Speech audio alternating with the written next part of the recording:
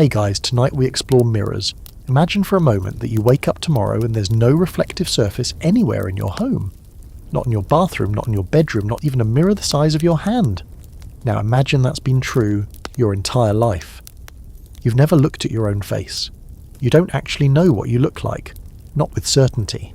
You know your face through descriptions. Your mother once mentioned you had her nose, a friend said your eyes were kind, but you've never seen it yourself. That's the reality for most people living in 1800s America. You probably won't survive this story without feeling a little bit unsettled by how recently we've taken mirrors for granted. So before you get comfortable, take a moment to like the video and subscribe, but only if you genuinely enjoy what I do here. And hey, drop a comment with your location and what time it is where you are right now. I'd love to know if you're listening to this at midnight in Mumbai or 3 in the morning in Missouri. Now, dim the lights, maybe turn on a fan for that soft background hum, and let's ease into tonight's journey together. You're settling into bed now, and we're walking back in time. The year is 1820. You live somewhere in rural Pennsylvania, or maybe Ohio, or anywhere beyond the reach of major cities. You've never owned a mirror. Your mother never owned one either. The concept of casually checking your reflection is so foreign that it wouldn't even occur to you as a desire. This isn't deprivation the way you'd experience it. It's simply the baseline of existence. Your face is known to you through touch, the shape of your jaw when you run your hand across it, the texture of your skin, the rough spots and smooth ones. It's known through the reactions of others, how your spouse looks at you, whether strangers seem to recoil or welcome you. But it remains fundamentally mysterious to you in a way that's hard for us to comprehend now. The mirror as we know it is a technology, like electricity or refrigeration. And like those technologies, it arrived late to ordinary Americans. While wealthy Europeans were already admiring themselves in clear glass mirrors in their parlours, your ancestors were using water, polished metal, or nothing at all. The history of why is the history of scarcity, of monopolies, of industrial secrets guarded as fiercely as any medieval kingdom protected its formula for steel. It's the history of how something as simple as seeing your own face became a marker of modernity, class, and progress. And it's a history that shaped the way you think about yourself in ways you probably never realised. You're lying there, and you're starting to feel that drowsiness creeping in. The fan hums, the room is cool, and as your eyes grow heavier, we're moving backward through time, and the mirrors around you begin to disappear. The mirror wasn't always democratic. Before the 19th century truly got underway, owning a mirror, any mirror, was a sign that you belonged to the moneyed classes. And we're not talking about a sprawling wardrobe of mirrors the way a wealthy person might have today. We're talking about perhaps one mirror per household, kept in the master bedroom, maybe brought out for special occasions. The possession of a mirror was similar to owning a car in the 1920s or a personal computer in the 1980s. It marked you as someone with disposable income, someone who could afford luxury. This wasn't universal, of course. In cities like Boston, Philadelphia, and New York, the wealthy classes had already developed what you might call a mirror culture. A well-appointed home in these urban centres might have a large mirror in the drawing room, carefully framed in wood or gilt. Women of leisure would sit before these mirrors for extended periods, arranging their hair, adjusting their clothing. There was something almost sacred about the ritual, and because mirrors were rare and precious, they were often treated as art objects in themselves. The frame was as important as the glass it held. But step outside these wealthy enclaves and mirrors vanished. The farther west you travelled, the fewer you'd see. A merchant in a small town might have one mirror, a blacksmith, a carpenter, a farmer. These men and women lived entire lives without ever owning one, and that mattered. It mattered in ways we need to understand if we're going to make sense of what it meant to be human in the 1800s. Historians still argue whether this mirror absence genuinely created different psychological profiles among the poor versus the wealthy. Some scholars suggest that not being able to see yourself regularly created a kind of humility, an absence of the narcissism they associate with modern, mirror-gazing culture. Others argue the opposite, that not seeing your face meant never being able to properly tend to yourself, never being able to present yourself to the world with intention, never being able to claim full ownership of your own appearance. The truth probably sits somewhere between these poles, complicated and human and sad in ways that don't fit neatly into arguments. A quirky fact about medieval and early modern mirrors: wealthy people sometimes used mirrors made from polished obsidian or other dark stones, which gave a more subtle reflection than glass. Some historians believe this was partly aesthetic. The softer reflection was considered more flattering, and partly practical, as glass was so scarce that even the rich often settled for alternatives. You're settling deeper into your pillow now. The story is pulling you backward through time, and the world around you is becoming progressively less reflective. Mirrors are disappearing from the walls. The bathroom mirrors vanish first, then the bedroom mirrors, then the small hand mirrors women once used for personal grooming keep drifting with me. Glassmaking was brutally, almost impossibly expensive. Imagine trying to create a perfectly flat, perfectly clear pane of glass without modern technology. You'd need to heat sand to an extraordinary temperature, hot enough that it became liquid, but not so hot that the components of the sand separated and rendered the glass useless. You'd need to heat it in a furnace that could maintain this temperature day after day, month after month. And then you'd need to shape it, cool it slowly so it didn't shatter, and polish it smooth enough that you could actually see through it clearly.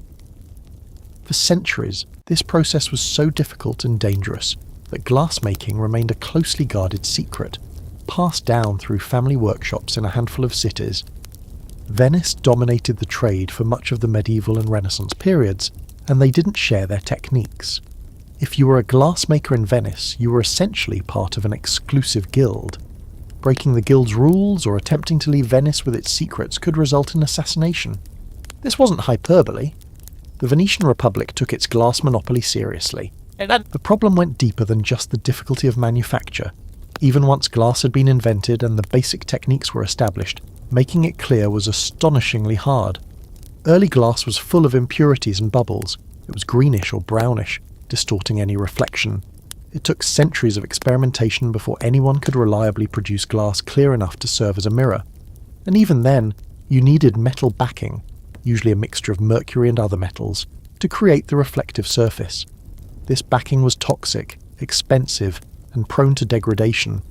So when you were a European nobleman in the 1600s and you had a mirror, you didn't just have a useful object. You had a testament to your wealth, your connections, and your place in a global trade network.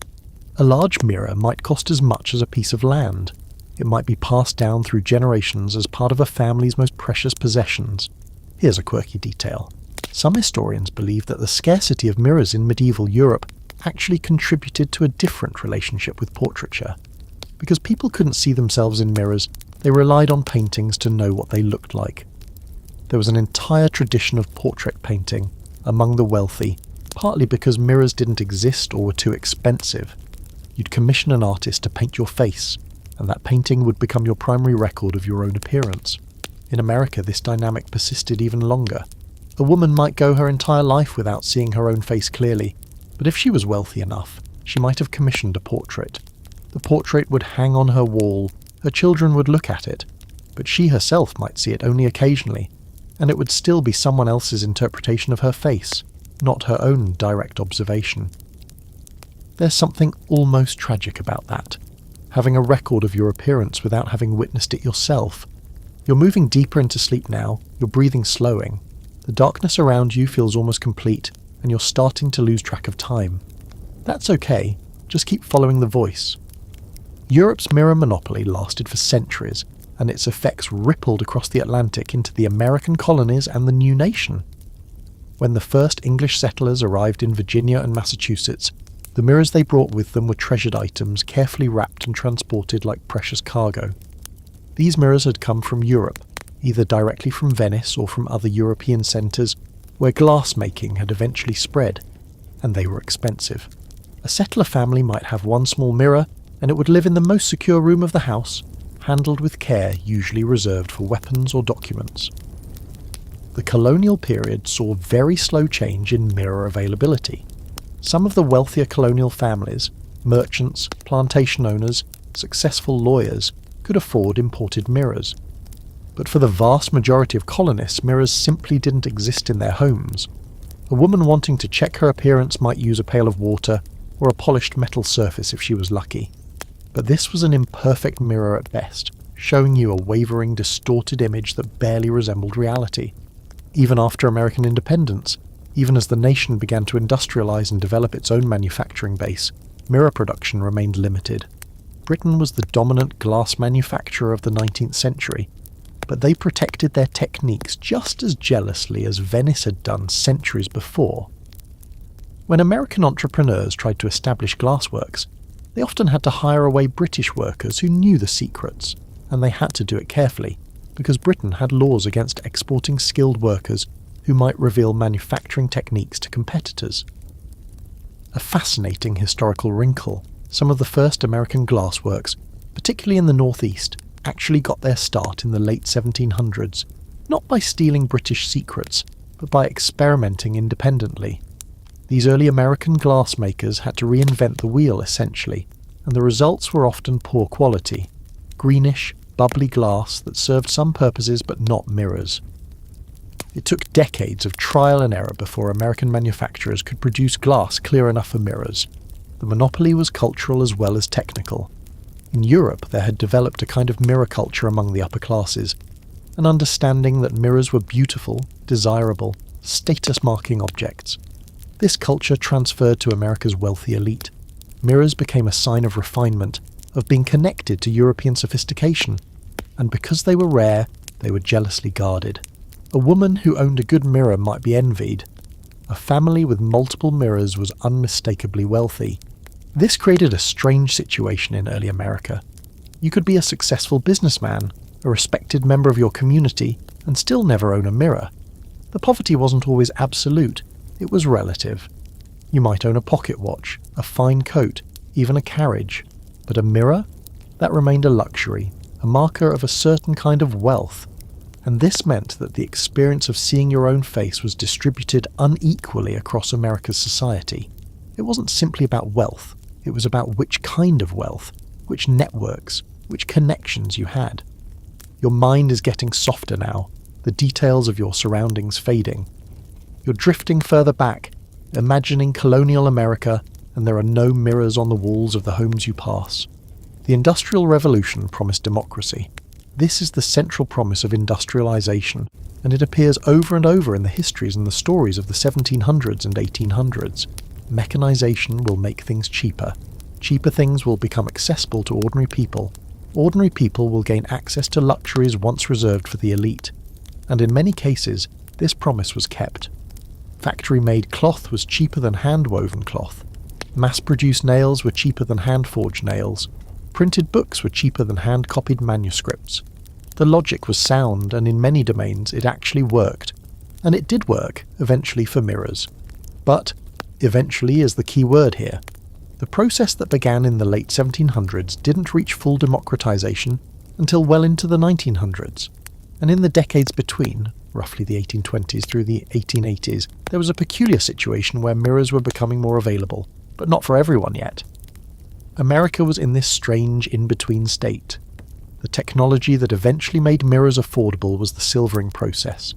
In the early 19th century, a new technique was developed in France, coating the back of glass with a silvering solution that was more reliable, less toxic, and easier to produce than the mercury-based methods that had been used before. This didn't immediately revolutionize anything, but it did make the process cheaper and safer. Manufacturers in Europe and eventually America began to scale up production. At the same time, techniques for manufacturing flat glass improved. The furnaces became more efficient. The methods for cooling and polishing glass became more refined. A product that had required extraordinary labour and skill could now be produced more quickly and with less waste. The cost per mirror began to decline. But here's the thing about technological progress. It doesn't reach everyone at the same time. The first factories producing cheaper mirrors were in the Northeast: Pennsylvania, New York, Massachusetts. These mirrors cost less than imported European mirrors, but they still cost something. They still represented a significant investment for a working family, and they had to travel to reach the rest of the country.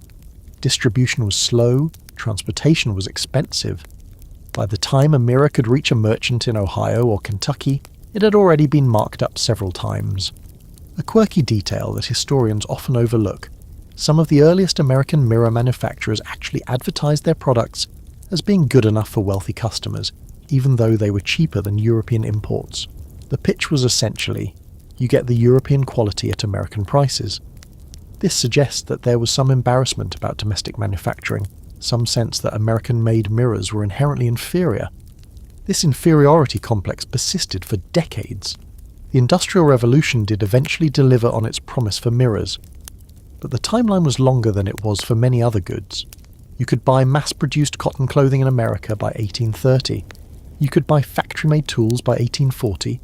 But affordable mirrors for ordinary people? That didn't really become true until the 1880s and beyond. For most of the 19th century, mirrors remained in that awkward middle ground where they were becoming accessible, but hadn't yet become universally available. You're sinking deeper now, and the Industrial Revolution is humming somewhere in the background of your dreams. Furnaces are roaring, glass is being cooled, mirrors are being produced in quantities that would have astonished people just decades before. But most of them are still going to wealthy people. Most of America is still living in a mirrorless world. Rural America stayed in the dark. And when I say dark, I mean truly, thoroughly removed from the developments happening in the cities. While Philadelphia and Boston were becoming more mirror accessible, while New York merchants were importing European looking glasses at increasingly competitive prices, most of America was somewhere else entirely. The frontier was expanding westward. Families were settling in Kentucky, Ohio, Indiana. Territories where the primary concerns were shelter, food, and survival. A mirror wasn't survival equipment. Rural poverty in 19th century America was different from urban poverty. A city dweller, even a poor one, lived in relative proximity to wealth. You could see how rich people lived. You could catch glimpses of their homes, their possessions. You might even work for them and be exposed to their luxuries. But a frontier family lived in isolation. Your neighbours were miles away. The nearest merchant might be a day's journey. The manufactured goods available to you were whatever someone had managed to transport from the nearest town, usually on horseback or wagon, usually marked up in price to account for that transportation. So when you lived on the frontier in 1830 or 1840 or 1850, your relationship to consumer goods was fundamentally different from a city dweller's. You didn't buy things because they were fashionable or because they improved your appearance. You bought things because they were useful. And a mirror? A mirror was not useful in the frontier sense. It didn't help you hunt, farm, cook, or build. It was purely ornamental, and ornament was a luxury you couldn't afford. This created a wild disparity in American experiences. A woman living in Philadelphia in 1840 might have access to a mirror. Maybe she owned one. Maybe a friend did. Maybe she could see one in a shop window. A woman living 500 miles away in the frontier, also in 1840, might never have seen a mirror in her life. Not in her childhood, not in her adulthood. Not until she moved to a city, if she ever did. A strange historical footnote. Some anthropologists and historians have noted that frontier diaries and letters from the period almost never mention mirrors. They mention everything else: furniture, clothing, food, weather, but mirrors go unmentioned. This absence itself is telling. It suggests that mirrors were so foreign to frontier experience that they didn't register as worth recording. They were outside the normal world of possibility. The frontier experience shaped American identity in profound ways. We think of the American frontier as defined by self-reliance, independence, toughness, and all of that is true. But the frontier was also defined by an absence of certain kinds of cultural goods, certain technologies, certain luxuries. A frontier American wasn't self-reliant because of some innate quality. She was self-reliant because the material culture of the coast simply didn't reach her. She couldn't dress fashionably because new fashions didn't arrive. She couldn't groom herself elaborately because mirrors didn't exist and fancy grooming tools didn't arrive. She adapted to an environment of scarcity, and that adaptation became her identity. And here's the real twist. When the frontier began to urbanize, when the wilderness began to transform into settled towns and cities, the cultural values of the frontier didn't disappear. They persisted. A certain kind of suspicion of vanity, of grooming, of self-regard became embedded in American identity. This came partly from genuine cultural differences, but it also came from the fact that the frontier had spent a century or more without access to mirrors, without the technologies that enabled certain kinds of self-awareness. The values developed in response to scarcity became values in themselves. You're lying still now, and the frontier is stretching out around you in the darkness. Miles and miles of empty land. A cabin somewhere in the distance. Inside the cabin, a family. The mother has never seen her own reflection. She doesn't miss it because she doesn't know what she's missing. But the absence is there anyway, shaping who she is. What a mirror actually meant to pioneers is something that requires us to adjust our understanding pretty radically. When you think of a mirror, you probably picture something smooth, clear, reflective enough to show you a precise image of your face. But for a frontier family, a mirror might be something very different. You might own a metal mirror, usually made of tin or pewter, that was so pitted and warped that it barely showed you your own face. These metal mirrors had been popular in Europe for centuries before glass became affordable, and they persisted in America partly out of habit and partly because they were durable. You could throw a metal mirror down and it wouldn't break. A glass mirror, by contrast, required careful handling. But a metal mirror would show you a greenish, warped, ghostly version of yourself. Your face in a metal mirror was an approximation, a suggestion of a thing rather than the thing itself. Some frontier families used water as their primary mirror. A still bucket of water, a pond on a calm day, a carefully maintained pool in front of the cabin. This could actually give you a reasonably clear reflection, but only if the conditions were right. Cloudy water, ripples, darkness, any of these would make the reflection useless. And in winter, when water froze, this option disappeared entirely. So a woman in a northern frontier cabin might have months where she couldn't see her own face at all. Then there were the truly impoverished options that some people used: polished darkened glass that gave an almost silhouette-like reflection, or highly polished pieces of stone. These were barely functional as mirrors in any modern sense. They showed you shape and shadow, but not detail. You could see that you had a face, but not what that face looked like. Historians still argue whether these makeshift mirrors actually served a psychological function, similar to modern mirrors, or whether they were so limited in their reflectivity that they barely counted as mirrors at all. Some scholars suggest that a very bad reflection might actually be worse, psychologically, than no reflection at all. You're aware of the gap between what you're trying to see and what the mirror is actually showing you. Others argue that even a poor reflection created some sense of visual self-knowledge that mattered. A fascinating detail that appears in some frontier accounts. Women describe learning to do their hair by feel, by habit, by muscle memory. Without a mirror to guide them, they'd develop a kind of tactile expertise. They could braid their hair perfectly without seeing it. They could pin it up with their eyes closed. They knew where everything went through touch and repetition rather than visual feedback. This is actually a skill that some hairdressers today try to develop, the ability to work without watching. But for frontier women, it wasn't a special skill. It was just the only way things could be done. And jewellery. Ornaments were chosen and worn without ever being seen on the body. A woman might wear a brooch or a necklace, but she wouldn't actually see herself wearing it, unless she was in a position to look at her reflection. So there was this strange disconnect between adornment and self-image. You wore things that you believed made you look good, but you never actually saw yourself wearing them. Your sense of your own appearance was entirely theoretical, built from what others told you and what you imagined. The reality of frontier mirror poverty was, in other words, more complicated and more strange than just not having mirrors. It was about having terrible substitutes that showed you something like a reflection but not quite. It was about developing entire alternative methods of grooming and self-knowledge that didn't rely on visual feedback. It was about wearing ornaments that you never saw yourself wear. It was about a kind of fundamental disconnect between how you presented yourself and how you experienced yourself. Your eyes are getting heavy now, and you're imagining a woman at a frontier cabin, braiding her hair in the darkness by touch alone, never having seen her own face, never knowing if her braid is beautiful or lopsided or anything in between. You couldn't know your own aging, and this is actually one of the most profound consequences of mirror absence that we rarely think about. Aging, for you and me, is something we're constantly aware of because we see it happening. You look in the mirror and notice a new line around your eye. You see your hair starting to grey. You watch your face change over time, and you adjust your sense of self to match what you're seeing. It's a gradual process precisely because you're watching it unfold. But imagine not having that feedback. Imagine experiencing time passing without being able to see its effects on your face. You'd have to rely on external evidence, a comment from someone else, a photograph if you were lucky enough to have one. But mostly you'd experience aging as a kind of surprise. You'd go through decades of life, feeling roughly the same way you always felt, and then someone would make a comment about how old you looked, and it would register as a shock. The passage of time would have a more abstract, less visceral quality.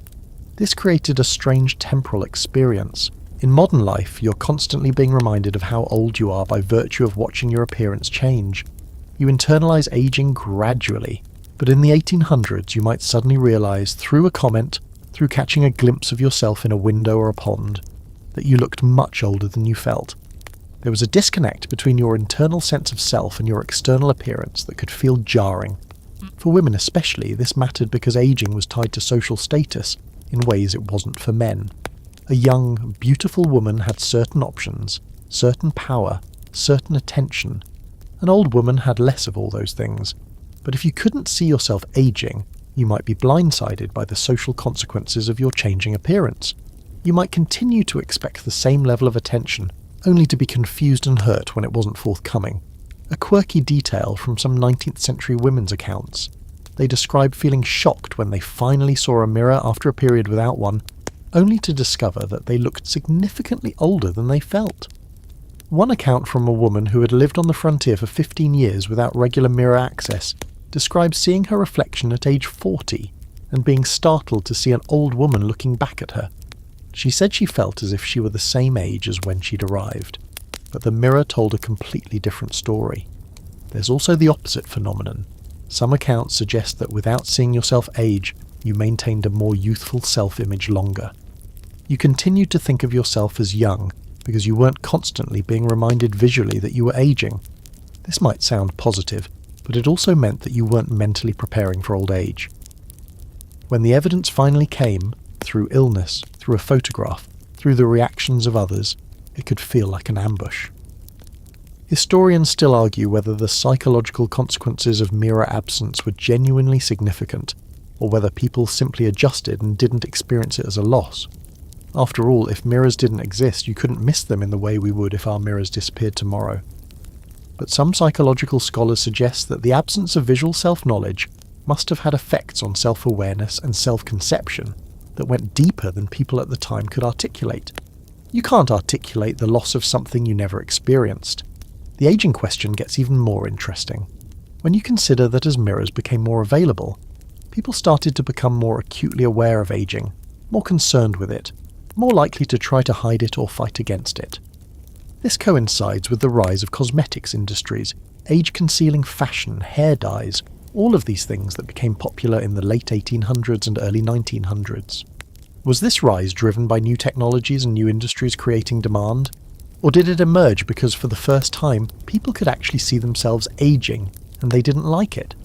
The answer is probably both, but the chronology is suggestive. You're drifting deeper, and you're not worrying about aging anymore. Time is moving strangely. You're not watching yourself change. You're just floating through years without the constant visual reminder of time's passage. Gender hit different without mirrors. This is a truth that doesn't get nearly enough attention in the historical literature. The absence of mirrors affected men and women differently, because society asked different things of them regarding appearance and grooming. For men, the absence of mirrors was inconvenient. A man might want to shave without being able to see his face clearly, and that was annoying. But shaving wasn't absolutely required. Men could go unshaved, and it was fine. A man's social status wasn't primarily determined by his appearance in the way a woman's was. So the absence of mirrors was a practical problem, but not an existential one. For women, it was different. Women were expected to be ornamental in ways men weren't. A woman was supposed to arrange her hair elaborately, to wear clothes that fit properly and flatteringly, to present herself as attractive. But how could you do any of this without seeing yourself? How could you know if your hair was arranged correctly, if you couldn't see the back of your head? How could you know if your dress fit properly, if you couldn't see how it looked on your body? How could you manage your appearance as a woman if you had no visual feedback? Some historical accounts suggest that women compensated by developing an almost preternatural sense of how things should look and feel. A woman would know, through years of practice and habit, exactly how her hair should be arranged. She'd know, through the fit of cloth against her body and the pull of lacing, exactly how her dress should look. She'd developed a kind of tactile and kinesthetic knowledge that substituted for visual knowledge. But this was exhausting. It required years of practice and memory, and it was fragile. One change in fashion, and all that knowledge became less reliable. When new hairstyles came into fashion, for example, a woman without a mirror had to learn from descriptions and from copying what others were doing. She was always, in some sense, a step behind. always uncertain, always relying on feedback from other people rather than from her own observation. A fascinating historical note.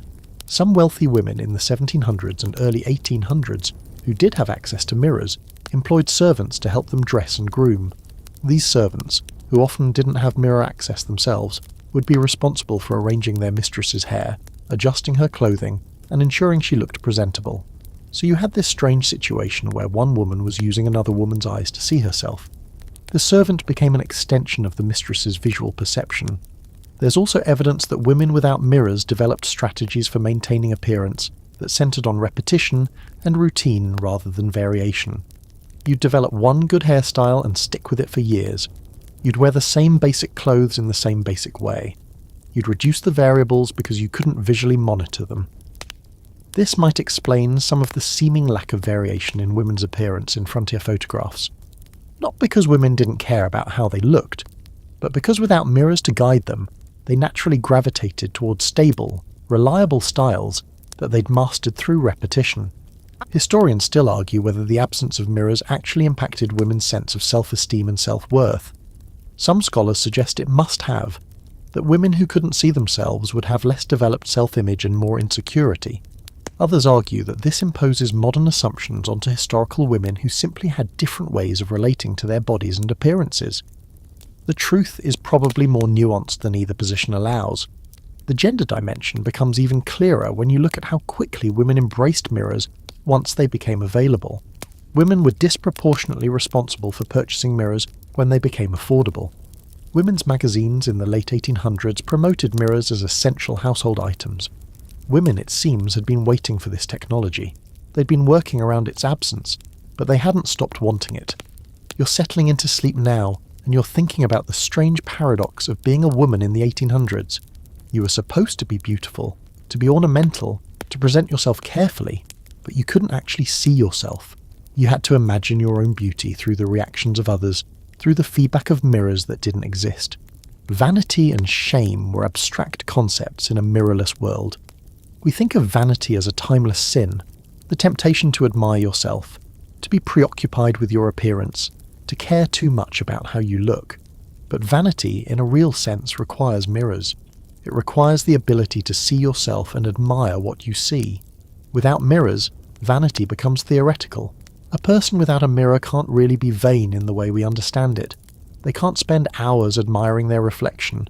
They can't constantly adjust their appearance based on what they see. They can't indulge in that particular form of self-absorption that comes from being able to see yourself clearly. They might be vain in an abstract sense, proud of their appearance based on what others tell them, or based on their imagination of how they look, but it's not the same thing. And yet shame seems like it might be worse without mirrors. Shame is the feeling that you're not good enough, that you don't look right, that you're failing to meet some standard.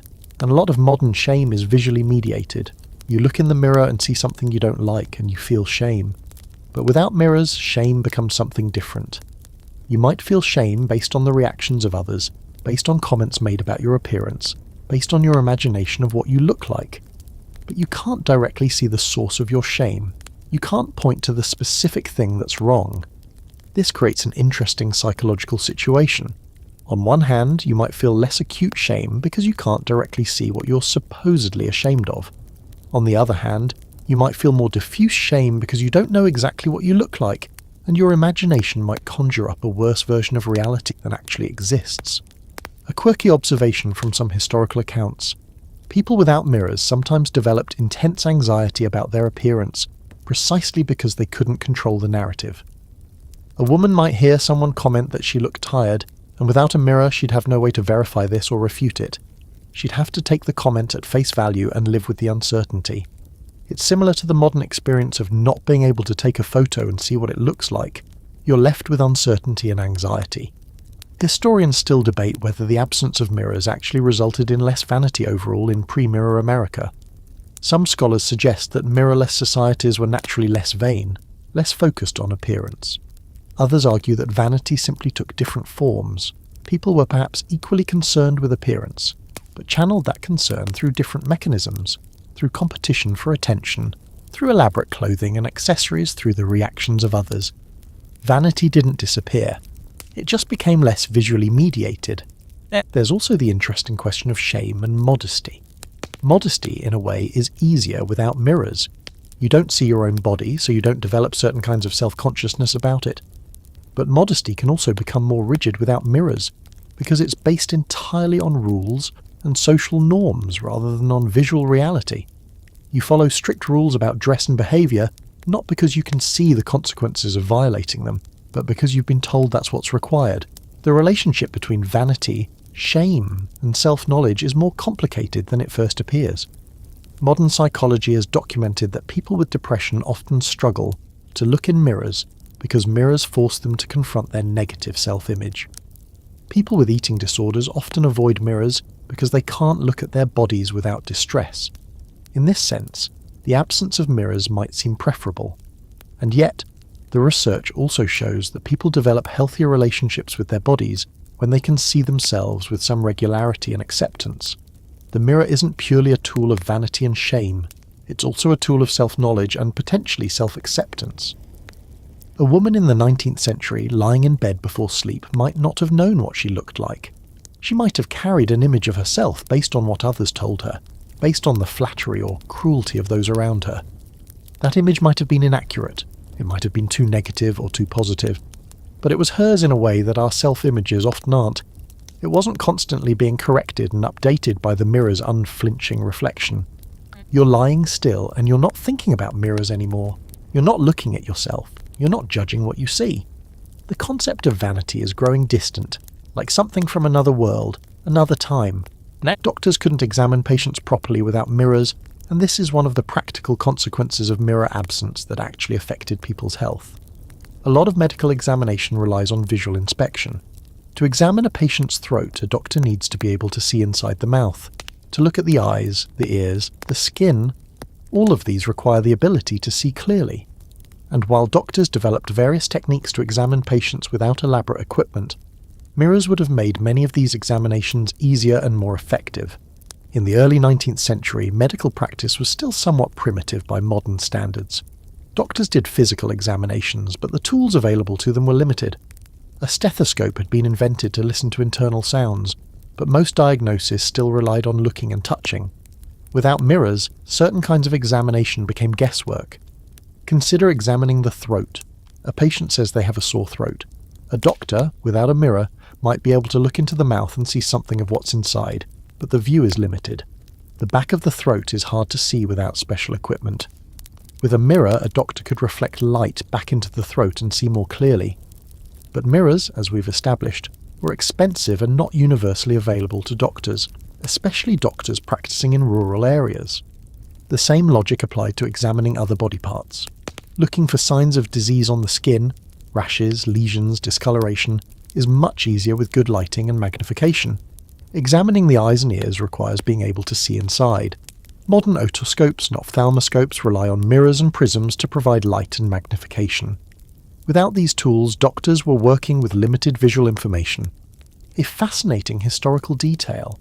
Some of the earliest medical mirrors were actually designed specifically for medical purposes. A doctor might own a mirror that they kept for examining patients, even if they didn't own a mirror for personal grooming. This suggests that doctors recognized the utility of mirrors for medical work, even if mirrors were expensive and rare.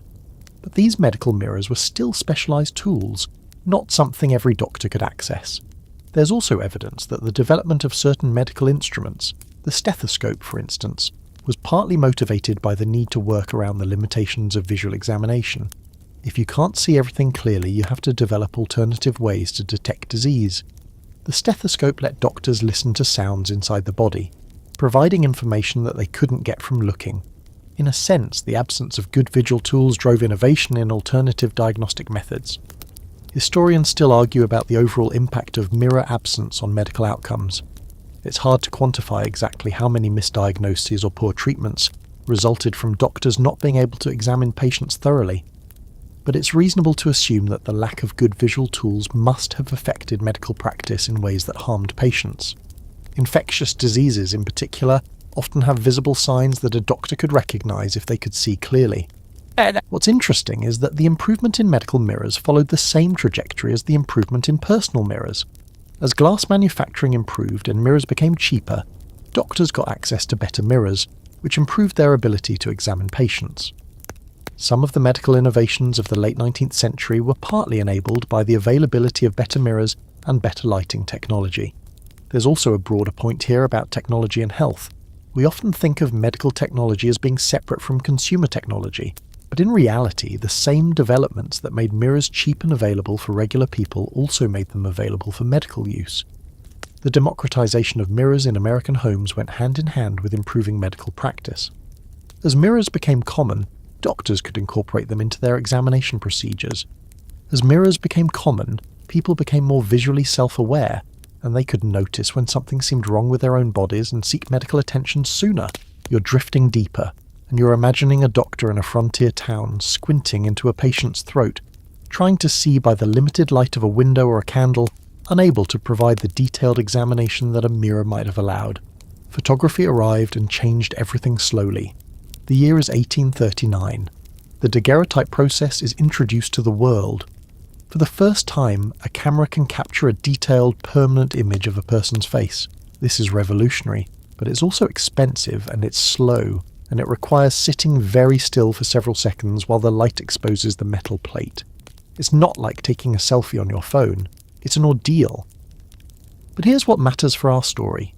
The daguerreotype gave ordinary people, for the first time, an accurate visual record of their own faces. A woman who had never seen a mirror could commission a daguerreotype portrait and finally see, with perfect clarity, exactly what she looked like. It was expensive. A daguerreotype portrait cost money that many working families didn't have. But it was possible. And the fact that it was possible mattered. The early years of photography in America were dominated by the daguerreotype, and then by the ambrotype and the tintype. These processes made photography more affordable than it had been at the very beginning. A tintype portrait by the 1850s and 1860s was relatively cheap. A working family might save up for a portrait, and so you begin to see in the historical record more and more ordinary Americans having photographic records of their faces. But here's the strange thing. A photograph isn't the same as a mirror. A mirror shows you your face as you see it, reversed, but showing you your current moment. A photograph shows you your face as it existed at a single moment in the past, frozen, with characteristics you might not even recognize. The first time many people saw a photograph of themselves, they were often shocked. The face in the photograph didn't look like the face they'd imagined. A quirky, historical detail that appears in multiple sources. People were genuinely disturbed by their photographic images. They'd expected to see themselves looking a certain way, and the photograph showed them something different. Some people thought the photograph was inaccurate. Some people thought the photographer had done something wrong. The idea that the photograph might be showing them exactly what they looked like, that this was actually, objectively, what their face was, seemed wrong to them. This points to something interesting about the human relationship with self-image. When you've never seen your face, you build an imagined self-image based on what you feel about yourself, on what others tell you, on your sense of who you are internally. This imagined image might be quite different from your actual appearance, and when you finally get to see yourself, whether through a mirror or a photograph, there's often a jarring disconnect. The actual you doesn't match the imagined you. Historians still argue about the psychological impact of this moment when photography became available to ordinary people. Some scholars suggest it was genuinely traumatic for some individuals, that seeing their true face for the first time created a kind of identity crisis. Others argue that people adapted quickly and that the shock was temporary. The fact that people started having multiple photographs taken and having photographs displayed suggests that the initial shock was overcome relatively quickly. But the psychological adjustment was real. A woman who had spent 40 years without seeing her own face, relying on her own sense of self and the reactions of others, suddenly had photographic evidence of what she actually looked like. This evidence might have contradicted her self-image in various ways. Maybe she thought she was prettier than she actually was. Maybe she thought she looked older than she did. Maybe she was surprised by specific features. The shape of her nose, the line of her mouth, the width of her face, things she'd never been able to see clearly. Photography made this kind of visual self-knowledge democratically available for the first time. It wasn't yet universal, plenty of people never had photographs taken, but it became possible for ordinary people to have it. The technology arrived before domestic mirrors became universal, so for a brief window in history, Photographs were the primary way that ordinary Americans saw their own faces. You're sinking deeper into sleep and you're imagining a photographer's studio. You're sitting very still. The photographer is adjusting the light. You're about to see your own face for the first time. You don't know what to expect. You're nervous. You don't know if you'll recognize yourself. The first photograph of yourself was traumatic. Let's sit with this for a moment. Imagine you're a woman living in 1850s America. You're 40 years old.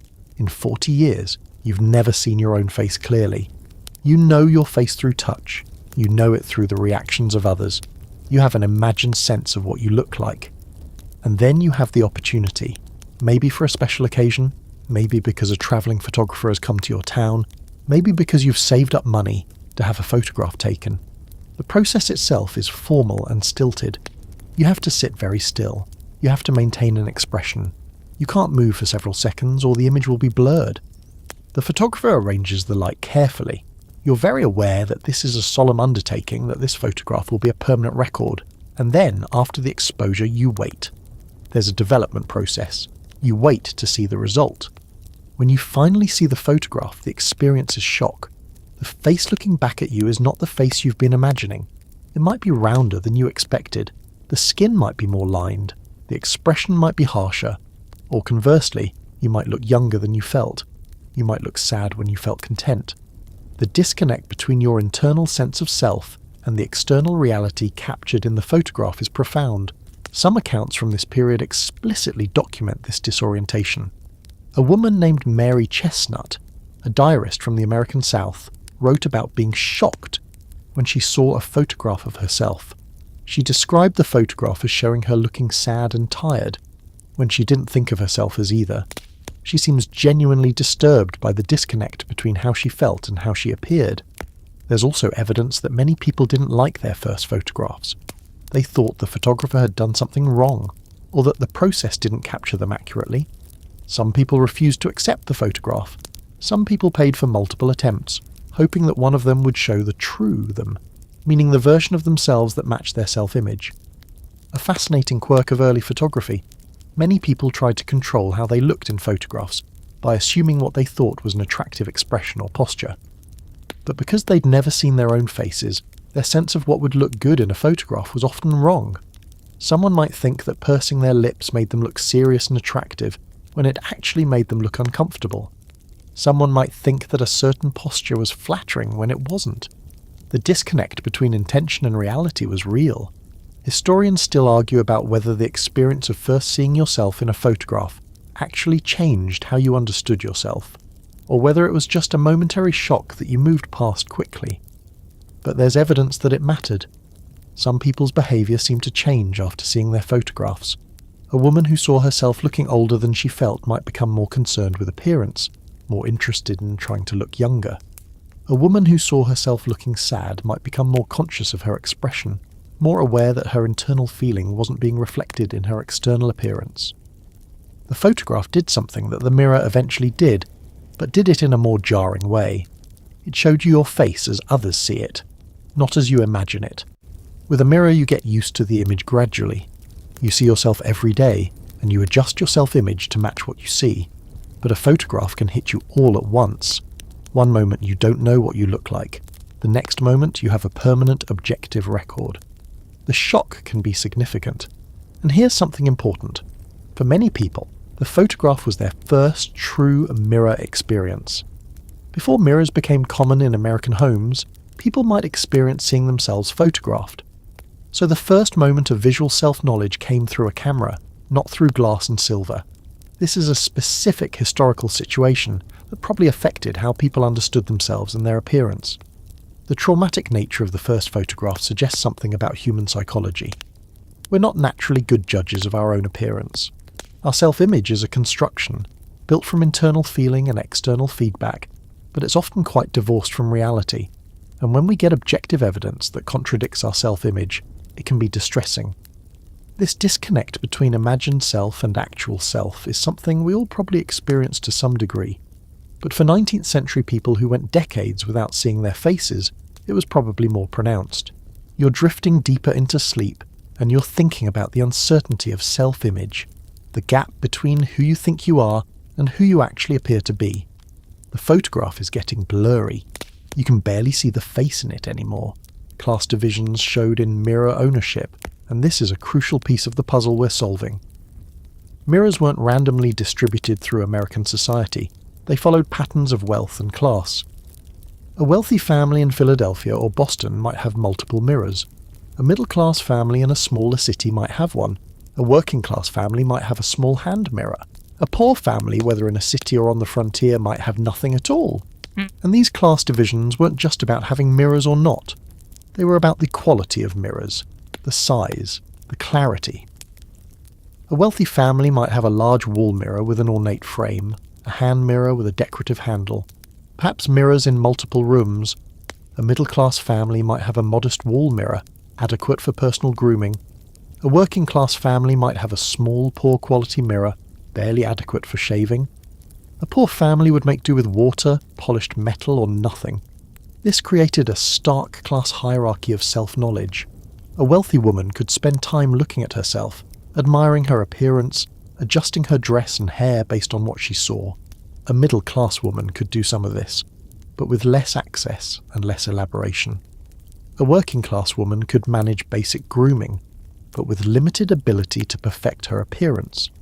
A poor woman had to work without visual feedback at all, and these divisions were reinforced because the ability to look good, which required being able to see yourself, was tied to your actual social status. A wealthy woman, because she could see herself and adjust her appearance, could look more put together, more refined. This made her look wealthier, which reinforced her actual wealth. A poor woman, because she couldn't see herself and couldn't adjust her appearance effectively, looked less refined, which reinforced her lower social status. The mirror became a tool through which class differences were enacted and reinforced. A quirky historical note. In the Victorian era, mirrors themselves became status objects. A family's mirror might be quite ornate, with an expensive frame and good glass. The quality of your mirror signalled your wealth, so a poor family, even if they had scrounged together enough money to buy a mirror, might end up with a poor quality one that still signalled their poverty. The mirror itself was a class marker.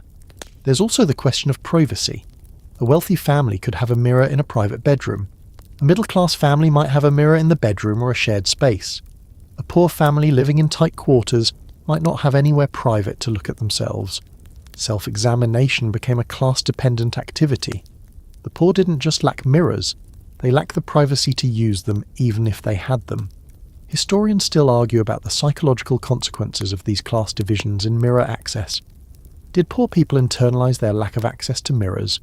Did they come to see themselves as not worthy of visual self-knowledge? Or did they simply not think about it, accepting it as part of the natural order of scarcity? We don't have clear evidence, but the class-linked distribution of mirrors certainly must have had some psychological effect. What's interesting is how this pattern changed as mirrors became more affordable. As mirrors moved from being luxury items to being common household goods, in the late 19th and early 20th centuries the class divisions in mirror access collapsed. A poor family, by the 1920s, could afford a basic mirror. This happened remarkably quickly, in the space of a generation or two. What had been a luxury exclusively for the wealthy became a baseline expectation for everyone. But the effects of this earlier period, when mirrors marked class divisions, didn't disappear immediately. Even after mirrors became universally available, the habits and attitudes developed under scarcity persisted.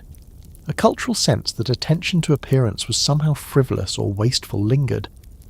This is part of why, even today, there's a certain unease in American culture about vanity and self-regard. We inherited attitudes toward appearance from a time when most people couldn't see themselves, couldn't adjust their appearance with visual feedback, and lived in a world where class divisions were partly signalled and maintained through material goods like mirrors. You're lying still, and you're thinking about the strange ways that objects, mere objects, pieces of glass and metal, become entangled with class and status and identity. A mirror is a tool, but it's also a symbol. It marks who you are, what you have, what you're worth. Bathrooms didn't exist yet, neither did bathroom mirrors. This seems obvious when you think about it, but it's worth emphasizing because it's such a foundational part of how we experience mirrors today.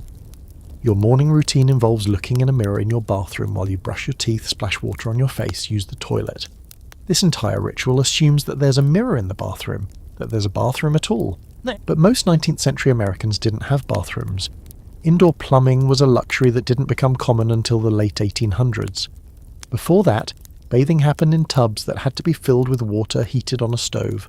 Toilets were outhouses, some distance from the main house. Personal grooming happened wherever you happened to be, in a bedroom, in a kitchen, by a water source. There was no dedicated space for it. This shaped the experience of mirrors profoundly. If you owned a mirror, it probably lived in your bedroom. You might bring a wash basin there for grooming, or you might do your grooming in the kitchen where there was access to water. But there was no automatic association between mirrors and the space where you washed yourself. They were separate activities in separate spaces. The bathroom mirror, as an integrated part of the domestic landscape, is a relatively recent innovation. It only becomes common when bathrooms themselves become standard, and that's the early 20th century in many parts of America. Before that, mirrors were objects that lived in various rooms, bedrooms, parlours, sometimes even living spaces, but they weren't specifically situated in any hygiene-related space. This matters because it shapes when and how mirrors are used. A woman in the 19th century, if she had a mirror, might look at herself before going out to check her appearance. But she wouldn't look at herself while washing. She wouldn't look at herself while grooming her teeth, which happened less regularly than it does now, and with different tools. She wouldn't have had the mirror as a constant companion in her daily hygiene routine. A curious historical detail. Some accounts suggest that people were often quite deliberate about when they looked in mirrors. They'd prepare to look, arrange themselves, then look. The mirror was a special event rather than an incidental part of daily routine. This is very different from modern bathroom mirrors, which you encounter constantly, often without deliberation. You see yourself brushing your teeth, splashing water on your face, in various states of undress or grogginess. The bathroom mirror is integrated into your daily routine in a way that 19th century mirrors weren't.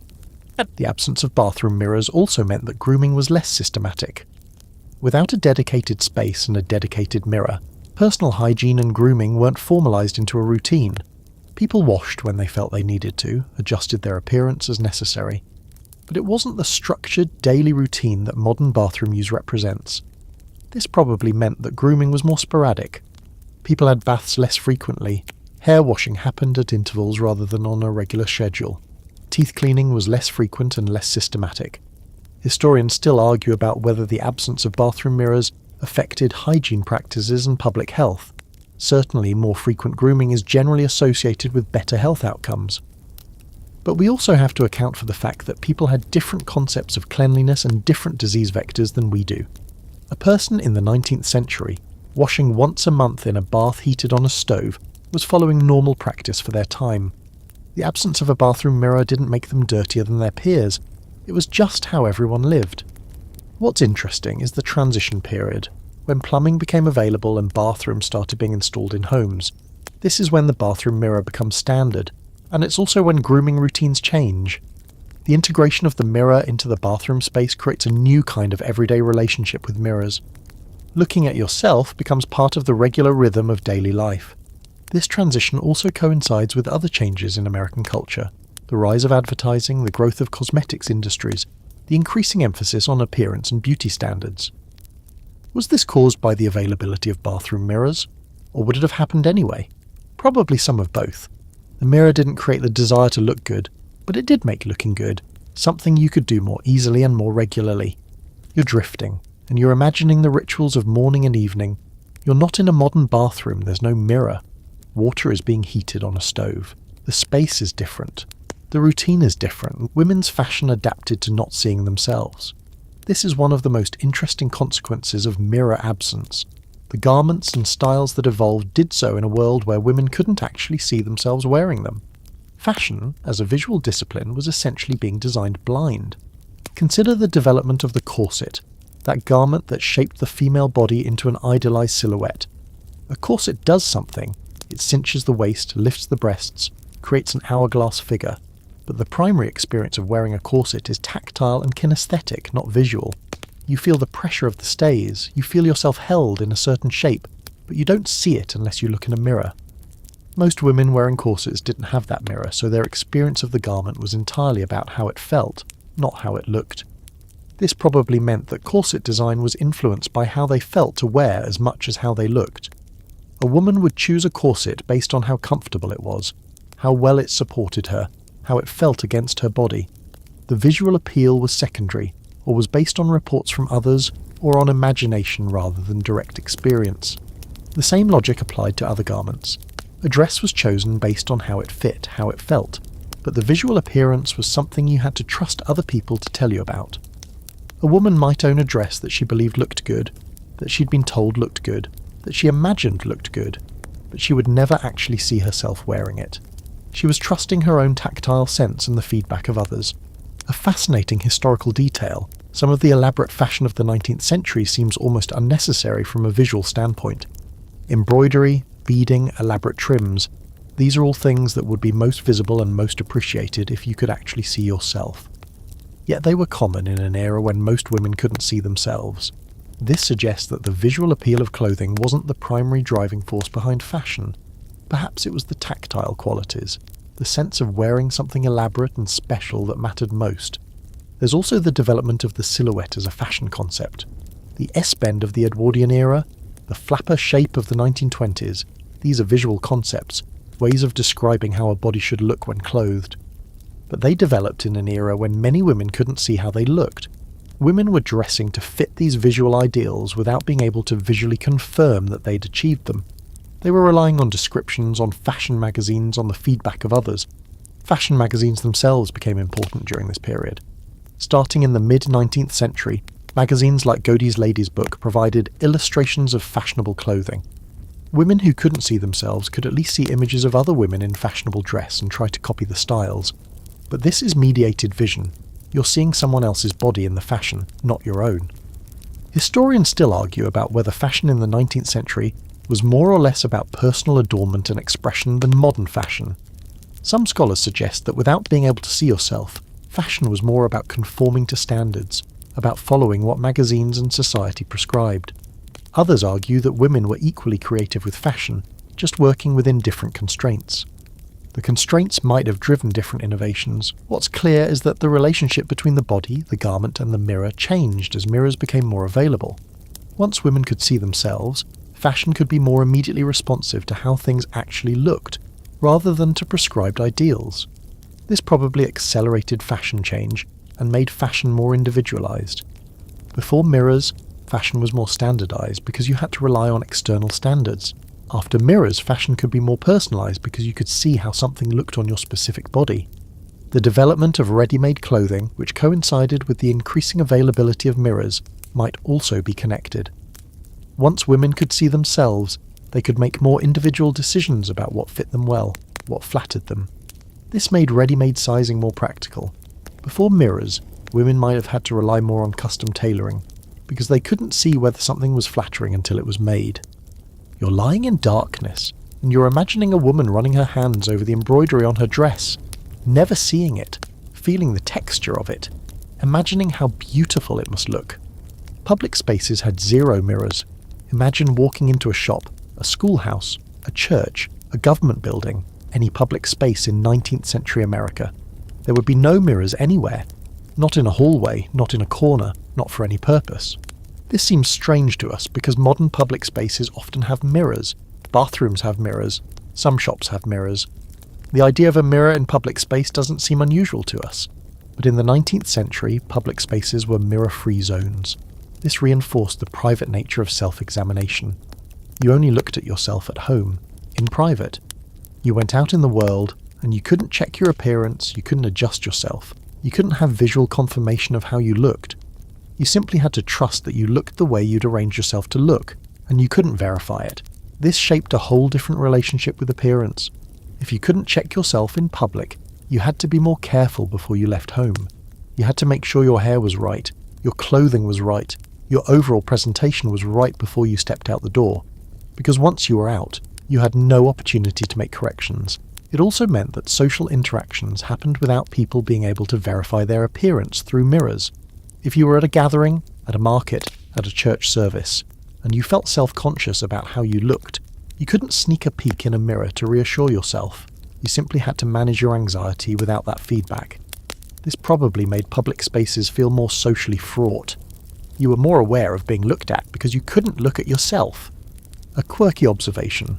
Some public buildings in the 19th century specifically excluded mirrors as a matter of policy. A church might deliberately ensure there were no mirrors because mirrors were seen as tools of vanity, and vanity was considered a sin.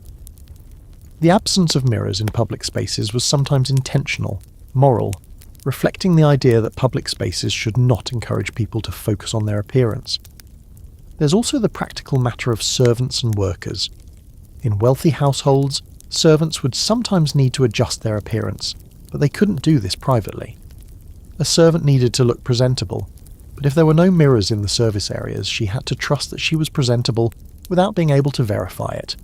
This might have been one of the ways that class divisions were reinforced. The wealthy could verify their appearance in private, while the servants couldn't.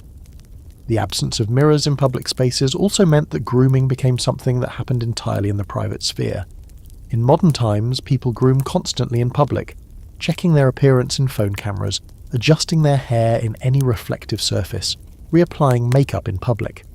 The private act of grooming has become somewhat public, but in the 19th century, grooming was entirely private. You groomed at home, and then you went out in the world as you were.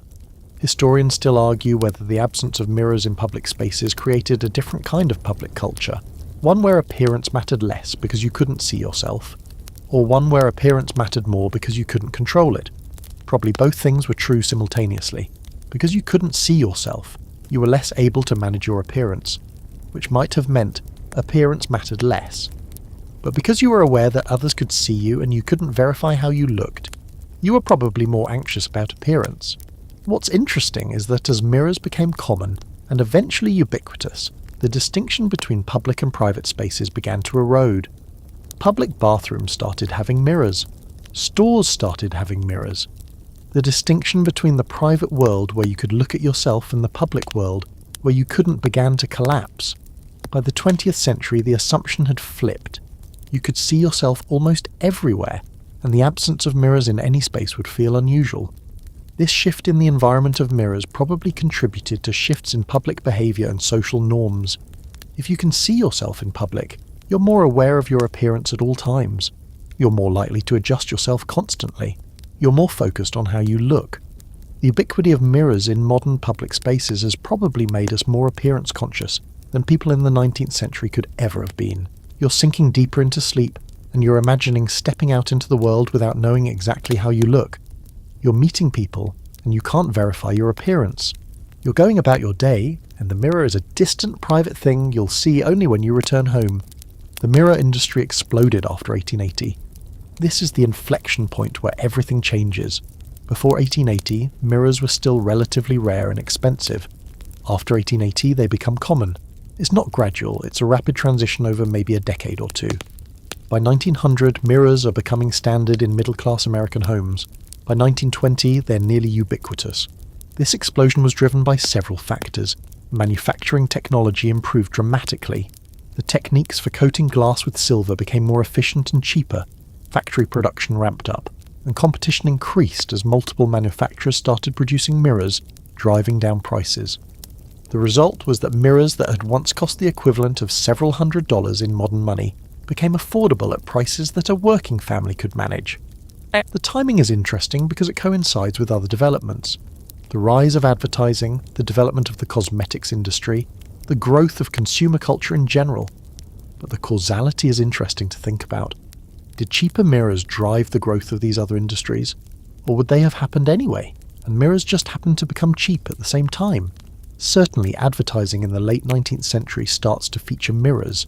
Products are sold with claims about how they'll make you look better, and the implicit assumption is that you can see yourself in a mirror to verify these claims.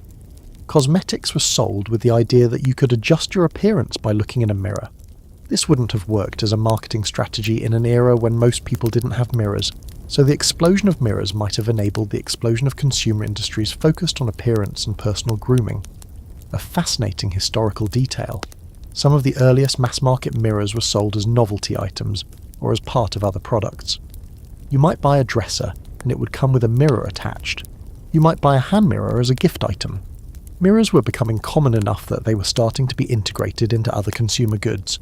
This suggests that manufacturers recognised that there was demand for mirrors, that people wanted them. The spatial distribution of this explosion is also interesting. Mirrors became common first in urban areas, particularly in the northeast and in emerging industrial centres. The frontier and the rural south lagged behind. This created a period of transition where there was enormous disparity between different parts of the country. A woman in Philadelphia in 1885 might have multiple mirrors in her home and be accessing mirrors regularly. A woman in rural Georgia might still have no mirror at all, or at best a poor quality one. This disparity meant that the experience of modernity was distributed unevenly. Some Americans experienced the rapid change from a mirrorless to a mirrorful environment. Others experienced it more gradually. And some people lived through the transition entirely, seeing their relationship with mirrors and self-image transformed over their lifetime. Historians still argue about the cultural impact of this transition. Was there a kind of mirror shock? A moment when people suddenly had access to mirrors and had to adjust their understanding of themselves? Or did the transition feel gradual? We don't have extensive documentation of people's experiences during this period, so we have to infer from indirect evidence. But the rapid change in technology and availability certainly must have had cultural and psychological effects. What's clear is that the mirror industry's explosion after 1880 marks a genuine transition point in American history. This is when the visual self-awareness that we take for granted becomes common. This is when most Americans start having regular access to mirrors, and this is when the culture begins to shift toward being more focused on appearance, on self-image, on the visual presentation of the self. The timing also coincides with changes in photography and with the rise of celebrity culture. As photography became cheaper and more common, images of celebrities and public figures became more widely available. As mirrors became more common, ordinary people became more interested in controlling their own image, in looking their best, in maintaining their appearance. These things reinforced each other. You're drifting into deeper sleep, and you're imagining the factories where mirrors are being made. Glass is being silvered, frames are being assembled, mirrors are being packed and shipped all over the country. The change is happening all around you, even as you sleep. Early mass-market mirrors were still terrible. Even as mirrors became more affordable and more common, the quality was often poor. A mass-market mirror from 1890 might be much cheaper than a handcrafted mirror from 1850. But it would also be worse. The glass might be slightly wavy, distorting your reflection. The silvering might be uneven, with patches where the reflection was better or worse. The backing might be flimsy, and the mirror could tarnish or deteriorate over time. This matters because it means that the first experience many people had with regular mirror access wasn't a perfect reflection. It was a flawed one. You might look in your new affordable mirror and see a warped, slightly distorted version of yourself. This could be disappointing. It could also be confusing. Is this really what you look like, or is the mirror lying? Some of the earliest mass-market mirrors were actually quite bad. The process of silvering glass was being industrialized, but the process wasn't perfect. You'd get mirrors where the coating was uneven, where there were bubbles or gaps in the reflective surface. You'd get mirrors where the glass itself wasn't perfectly clear. These mirrors were cheap because they were made quickly and not carefully, but they were also barely functional as mirrors. There's an interesting paradox here. People got access to mirrors just as mirrors were becoming mass-produced, which meant they got access to cheap, poor-quality mirrors rather than expensive, good-quality mirrors. An earlier generation of wealthy people had had excellent mirrors because they could afford handcrafted ones. A later generation of ordinary people had terrible mirrors because all that was available was mass-produced ones. This probably affected the experience of mirror gazing, if I can use that term. When you look in a poor mirror, you're not seeing an accurate reflection of yourself. You're seeing a distorted version. The distortion might be consistent, you get used to it, but it means your self-image is based on a warped reflection. Some people might look in a poor mirror and develop a worse self-image than warranted, because the mirror showed them a distorted, unflattering reflection. Others might actually benefit because the distortion might be flattering. A curious detail from some historical accounts. People describe being surprised when they saw themselves in a good mirror after having only experienced poor mirrors. The reflection was different, clearer, less distorted. And in some cases this was a relief. They looked better in a good mirror than in the cheap one they were used to. In other cases it was disappointing. The good mirror revealed flaws that the poor mirror had hidden. There's also the question of mirror maintenance. Early mass-market mirrors, with their poor silvering, required more maintenance than good mirrors. The reflective coating could tarnish or deteriorate.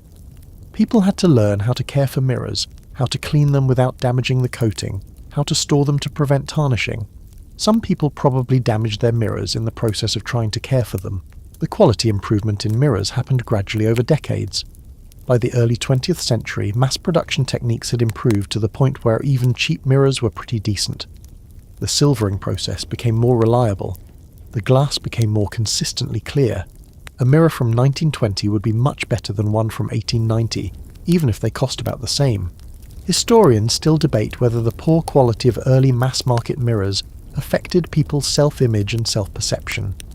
Some scholars argue that the distortion in poor mirrors probably made people look worse than they actually did, contributing to negative self-image. Others point out that people adapted to their mirrors, and their distortions became normal. A woman might not know she was looking at a distorted reflection if that was the only mirror she'd ever seen. What's interesting is that the improvement in mirror quality happened at the same time as the rise of photography.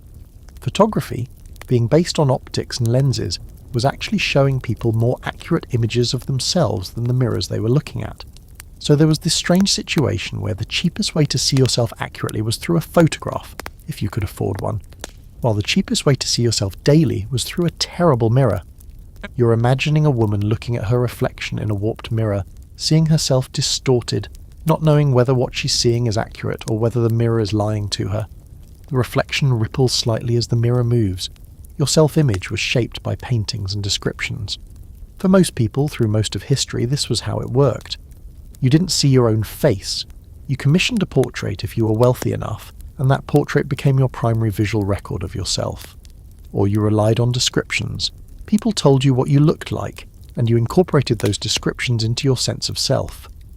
This created a particular kind of self-image that's hard for us to imagine. Your sense of yourself was partly internal, your personality, your sense of who you were, and partly based on what others told you. You might be told that you had your mother's eyes, your father's nose, a kind expression, a serious expression. You'd incorporate these into your sense of self, but you wouldn't have visual verification. You'd be trusting other people's descriptions, and people don't always describe things accurately or kindly. The portrait tradition was fascinating because it put the creation of your visual self-image in the hands of an artist. The portrait wasn't necessarily accurate, it was the artist's interpretation. A flattering portrait might make you look better than you actually did. An unflattering one might make you look worse. Either way, once the portrait was painted, that image became your primary visual reference for yourself. You might believe, based on the portrait, that you were beautiful, or plain, or striking, or ordinary. The portrait shaped your self-image.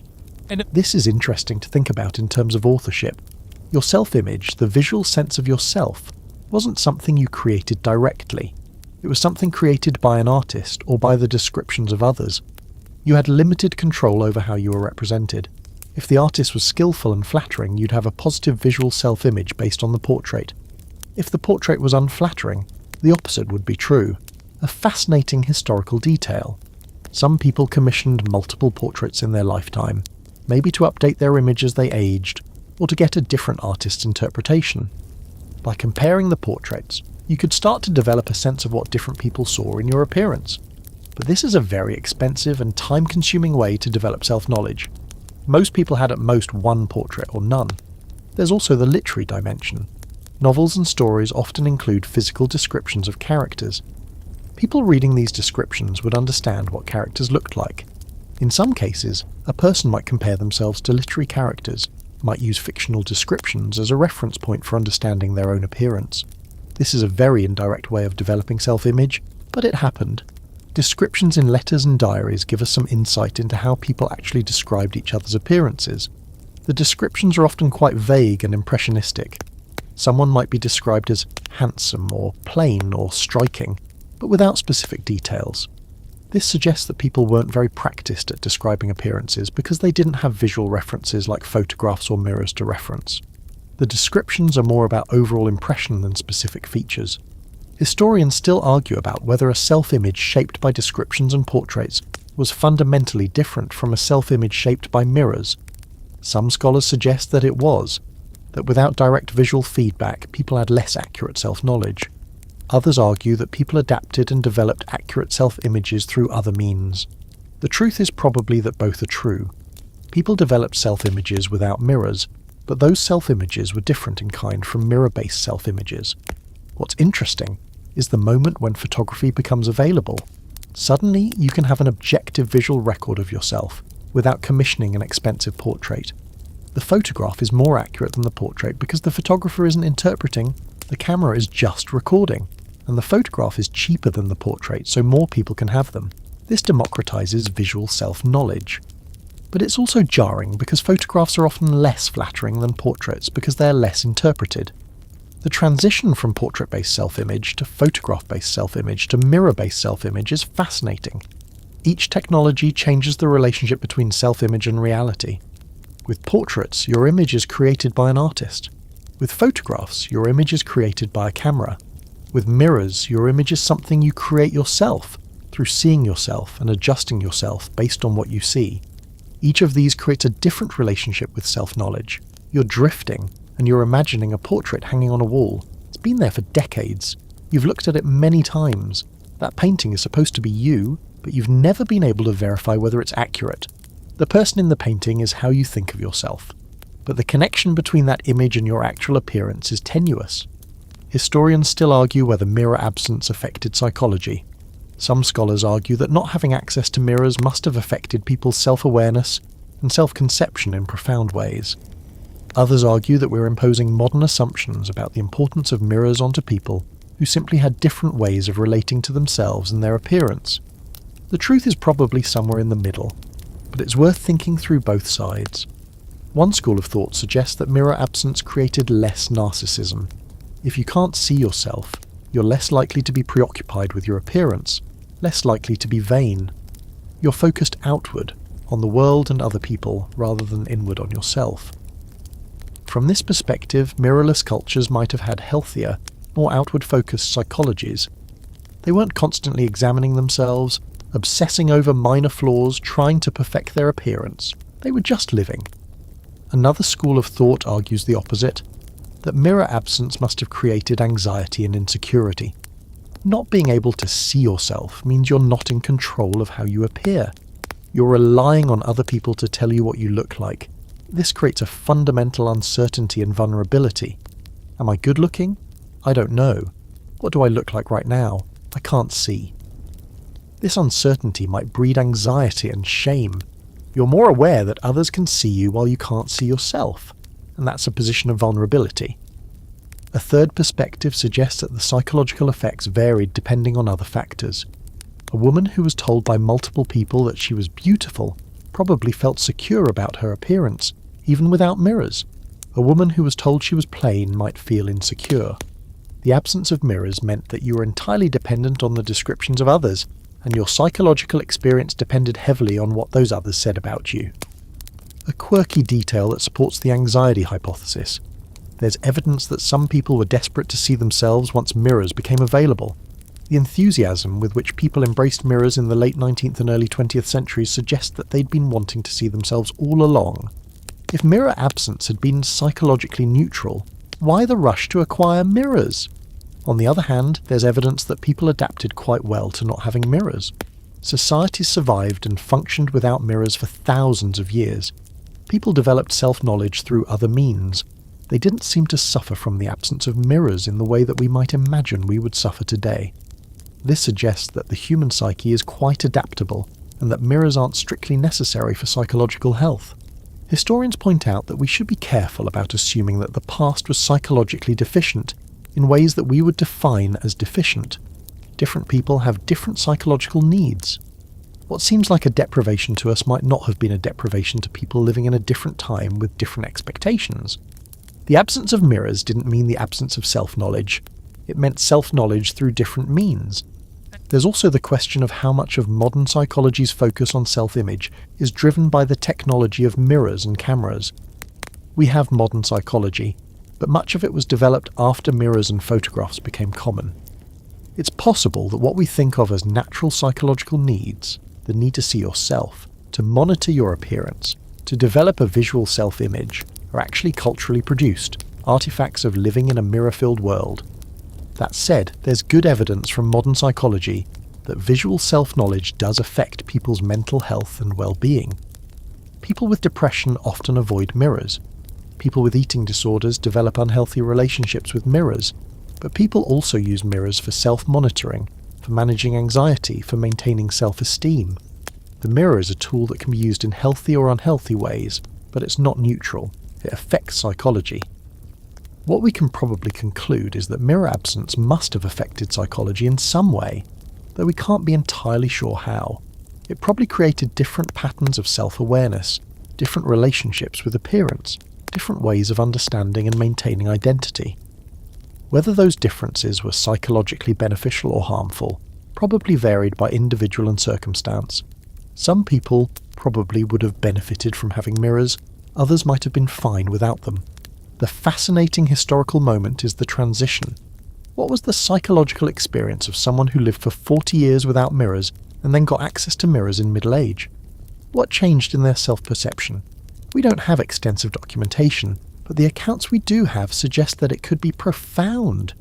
You're lying still, and you're wondering what it would be like to suddenly see yourself after decades of not seeing yourself. The mirror shows you something unexpected. You have to adjust your entire sense of who you are. The transition period, 1880 to 1920, confused everyone. This is the window when mirrors are becoming common, but haven't yet become universal. If you were living through this period, you were experiencing a world that was rapidly changing. A grandmother might remember a time before mirrors were common. Her daughter might have grown up with the transition. Her granddaughter might take mirrors for granted. 3 generations, 3 very different relationships with mirrors. This created a kind of cultural confusion. New norms around appearance were emerging, but old norms about the propriety of vanity persisted. Someone's mother had taught them that looking at yourself in mirrors was vain and frivolous. But now mirrors were everywhere, and society was starting to expect people to look well-groomed and put together. The standards were changing faster than the cultural values could adjust. There's evidence of this confusion in the advice literature of the period. Advice columnists and etiquette writers were still treating mirrors as slightly improper, as something that shouldn't be indulged in excessively, but at the same time they were giving advice on how to use mirrors to improve appearance. There's a kind of cognitive dissonance in the literature. Mirrors are frivolous and vain, but also necessary for looking respectable. Young women entering adulthood during this period had a different experience from their mothers. They grew up with mirrors being available, at least some of them. They could see themselves regularly. This might have shaped their sense of themselves differently. They had visual self-knowledge that their mothers didn't have. This might have made them more confident in some ways, or more anxious in other ways. We don't have extensive documentation, but the difference must have been real. The transition period also saw the development of new industries taking off. Cosmetics, hair care products, beauty services. These industries required mirrors to function. You needed to be able to see yourself to apply cosmetics, to style your hair, to evaluate the results. So the availability of mirrors enabled these industries, and the rise of these industries probably drove further demand for mirrors. By the early 20th century it was becoming normal to use cosmetics, and using cosmetics required regular mirror access. A fascinating detail from this period, advertisements started featuring women looking at themselves in mirrors. The image of a woman admiring herself in a mirror became common in advertising. This would have been unusual advertising in the 1870s, when most women didn't have regular mirror access. But by the 1900s and 1910s, it was a normal advertising image. The image of the woman at the mirror became iconic. The psychological transition was probably confusing too. A person who grew up without mirrors, and then got access to mirrors in adulthood, had to adjust their sense of themselves. They had to integrate a new kind of visual knowledge into their sense of self, and they had to navigate cultural messages that told them both that looking at themselves was vain and that they should be well-groomed and attractive. These messages weren't compatible. Historians still argue about the net psychological effect of this transition. Some scholars suggest that it was positive. People gained knowledge about themselves and could control their appearance more effectively. Others suggest that it was negative. People became more anxious about appearance, more preoccupied with how they looked, more willing to buy products to try to improve their appearance. Again, the truth is probably that both things were true. There's also the question of gender during this transition. Women, who had been more barred from mirror access than men, probably experienced the transition more dramatically. The availability of mirrors gave women a tool they'd been denied, but it also created new expectations and new anxieties. Women were expected to use mirrors to make themselves attractive. This was empowering in some ways. You could control your appearance, but it was also burdensome. You were now responsible for your appearance in ways you hadn't been before. The transition period was also when fashion accelerated. Fashion magazines started featuring photographs instead of illustrations. Women could see actual people wearing fashionable clothes, not just drawings. This made fashion more visually immediate and more competitive. You could compare yourself to the women in magazines, to other women on the street.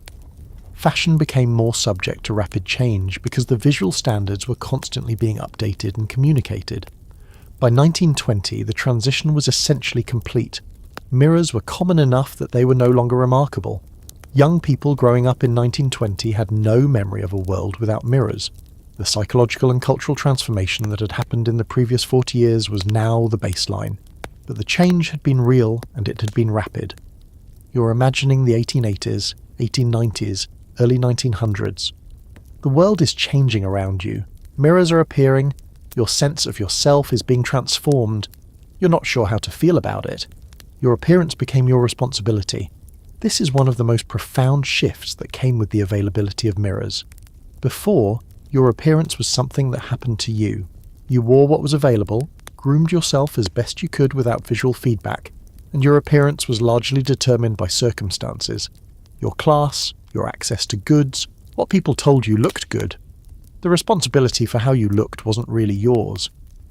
But once mirrors became common, everything changed. Now you could see yourself. You could see what needed to be fixed, adjusted, improved. You could choose to do something about it or not. The responsibility for how you looked shifted from circumstance to choice. You are now responsible for your own appearance, and that's a heavy responsibility. This coincides with the rise of advertising and consumer culture. Advertisements told you that you could improve your appearance by buying products. You could have better skin if you bought the right creams. You could look younger if you used cosmetics. You could be more attractive if you bought the right clothes. The message was, your appearance is your responsibility, and you can improve it through consumption. This created a moral dimension to appearance that hadn't existed before. If you looked bad, it was your fault. You had a mirror. You could see what needed to be fixed. If you didn't fix it, that was a choice you were making. Looking unkempt or unattractive became morally questionable in a way it hadn't been when you couldn't see yourself and couldn't easily change your appearance. For women especially, this burden was significant. Women were expected to use their mirrors to make themselves attractive.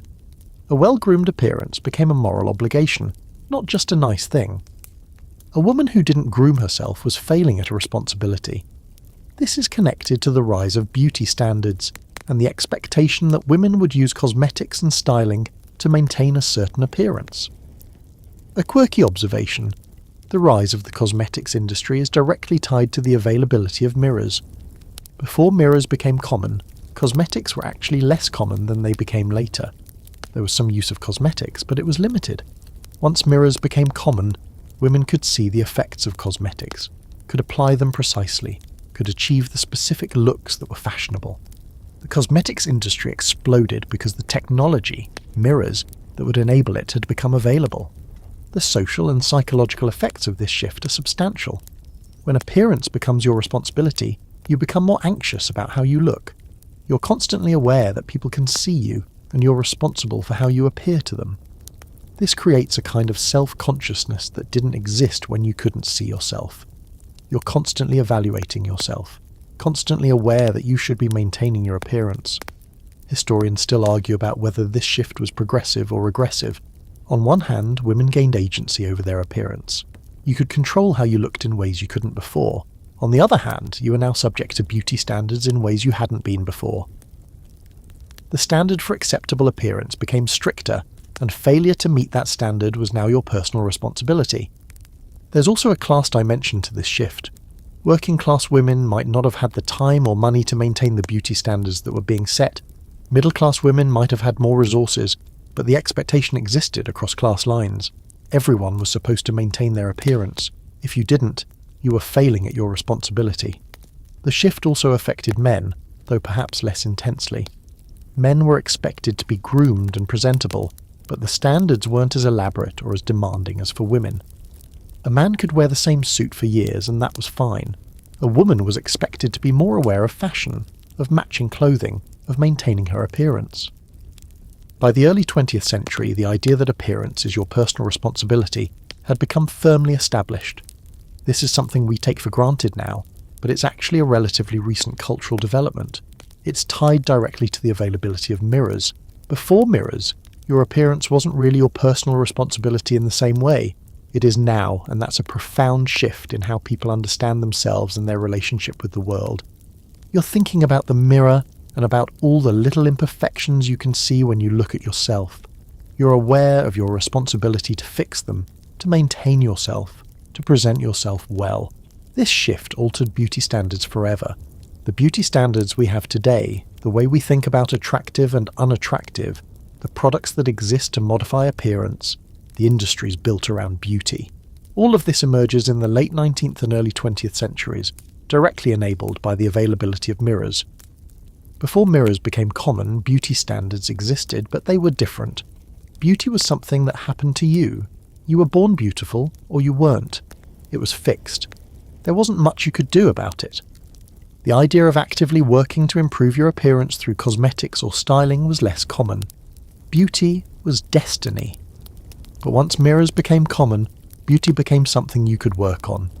If you weren't naturally beautiful, you could use cosmetics to make yourself more attractive. If you didn't like your hair, you could style it differently. The mirror showed you what you looked like and also showed you the possibilities for change. Beauty became a project, something you worked on, something you were responsible for. This created space for entirely new industries. The cosmetics industry exploded in the early 20th century. Hair salons became more common. Beauty treatments proliferated. These industries didn't exist in their modern form before mirrors became common, because there was no way to market them effectively. But once women could see themselves, could see the results of cosmetics and styling, could compare themselves to other women in magazines and on the street, the market for beauty products and services became enormous. The beauty standards themselves changed too. The elaborate hairstyles and makeup of the 1920s became possible partly because women could see themselves well enough to maintain them. The Gibson girl look of the 1890s and 1900s was a visually specific ideal that required visual self-knowledge to achieve. The flapper look of the 1920s was radically different from the Edwardian aesthetic, and the rapid change in aesthetics was enabled by the visual feedback that mirrors and photographs provided. A fascinating detail. Beauty standards became more specific and more demanding as mirrors became more common. Before mirrors, beauty standards were vague. You were either beautiful or not. After mirrors, beauty standards became detailed and precise. Different features were supposed to look certain ways. Your nose was supposed to be a certain shape. Your eyes were supposed to be a certain size. Your skin was supposed to be a certain texture. The precision of beauty standards increased as the visual tools to achieve them became available. This precision enabled the targeting of insecurity. Advertisements could point out specific flaws and offer specific products to fix them. You had a pimple? Here's a product for acne. You had wrinkles? Here's a cream to reduce wrinkles. You had dark spots? Here's a bleaching cream. The mirror showed you the flaws and advertising offered the fixes. The beauty industry's growth in the 20th century is directly tied to the availability of mirrors. Without mirrors, there would be no way to market or use most cosmetics. The entire visual fashion and beauty system that we're familiar with is dependent on mirrors. It simply couldn't exist without them. Historians and sociologists have noted that the rise of beauty standards correlates with women's increased access to mirrors and with the growth of consumer culture. But the direction of causality is interesting. Did mirrors cause beauty standards to rise, or did the rise of consumer capitalism drive both the manufacture of mirrors and the marketing of beauty standards? Probably some of both.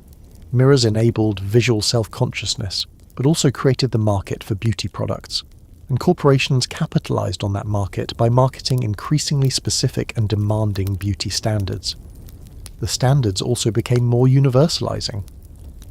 Before mirrors became common, different groups of people had different beauty standards. But as mirrors became common and as mass media, magazines, photographs, spread visual images widely, beauty standards became more standardized. The Gibson girl was a specific look that was widely promoted. The flapper look became ubiquitous. By the mid-20th century, there was a fairly standardized ideal of beauty that was communicated through media and that people, especially women, were expected to approximate. This standardization of beauty, enabled by mirrors and visual media, has had real psychological consequences. People now compare themselves to standardized ideals rather than to what they see in their immediate community, and because the standardized ideals are often unrealistic, based on photography, makeup, and sometimes photo manipulation, many people fail to match them. This creates insecurity and anxiety. You're lying still, and you're aware of the mirror across the room. You're thinking about beauty, about standards, about what you're supposed to look like. The mirror shows you the gap between the ideal and the actual. This gap is relatively recent. It wouldn't have existed for people before mirrors became common. The mirror as a portal to modernity. You're living in the first age where seeing your face is automatic, where mirrors are so common that you probably take them for granted. You wake up, you look in the mirror, you brush your teeth in front of the mirror, you check yourself before leaving the house. You might see yourself in shop windows, in car windows, in any number of reflective surfaces throughout your day. This is normal to you. It feels natural. But this normality is only about 100 years old. For most of human history, most people never saw their own faces clearly. That's an extraordinary thing to think about. You are alive in a world where visual self-knowledge is automatic, where you can see yourself anytime you want, where the absence of mirrors would feel like a deprivation. This is unprecedented. The mirror in this sense marks the transition to modernity. Modern consciousness includes visual self-awareness. You know what you look like. You can see yourself aging. You can monitor your appearance. You can control how you present yourself to the world. All of this is tied to having mirrors. Before mirrors became common, these things were impossible for most people. The mirror is also tied to consumer culture. You see yourself in the mirror, you notice flaws or ways you could improve yourself, and then you buy products to fix those flaws. The cycle of consumption is driven partly by mirrors. Without mirrors, this cycle wouldn't exist. You wouldn't see the flaws, you wouldn't feel compelled to fix them, you wouldn't buy the products. The entire consumer economy around appearance is enabled by mirrors. But mirrors are also tied to anxiety and insecurity. The more you see yourself, the more you notice things you don't like. The more you're aware of beauty standards, the more you compare yourself to them. Mirrors create the possibility of dissatisfaction with your appearance. Before mirrors, if you were unhappy about how you looked, it was a vague, theoretical unhappiness. Now it's visual, concrete, hard to ignore. A curious historical detail. The rise of mental health diagnoses related to appearance, body dysmorphic disorder, eating disorders, anxiety disorders related to appearance, coincides with the rise of mirrors and visual media. This might be coincidental, or it might be that the availability of visual self-knowledge created new forms of psychological distress. Historians and sociologists debate what it means that modernity is marked by visual self-awareness. Some scholars suggest that this is an improvement. You have more knowledge about yourself, more agency. Others suggest that it's a loss. You're more anxious, more self-conscious, more subject to beauty standards and consumer pressure. The truth is probably that it's both. Modernity brings both benefits and costs. What's clear is that the mirror is central to modern experience. You are a modern person in large part because you are visually self-aware, because you can see yourself, because you monitor and maintain your appearance. Someone from the 19th century, transported to our time, would be shocked by the ubiquity of mirrors and by how much time people spend looking at themselves. The mirror is also a symbol of modernity in another way. It represents the conquest of scarcity. For most of history, mirrors were scarce, expensive, exclusive. Now they're common, cheap, democratic. Everyone can have mirrors. This is part of the promise of modernity, that goods and technologies that were once exclusive become available to everyone. The mirror is one success story of that process. It's a case where capitalism and industrialization actually did deliver on the promise of democratizing luxury. And yet, the availability of mirrors has created new forms of inequality. Not inequality in access to mirrors. Almost everyone has mirrors now, but inequality in the ability to live up to the beauty standards that mirrors enable. The poor can see themselves in mirrors, but they might not have access to the products and services needed to live up to the standards that mirrors and advertising create. So the availability of mirrors created the possibility of visual self-consciousness across all classes, but also created new forms of relative deprivation. The mirror is where personal and social history intersect. It's a personal object. You look in it to see yourself. But it's also a social object.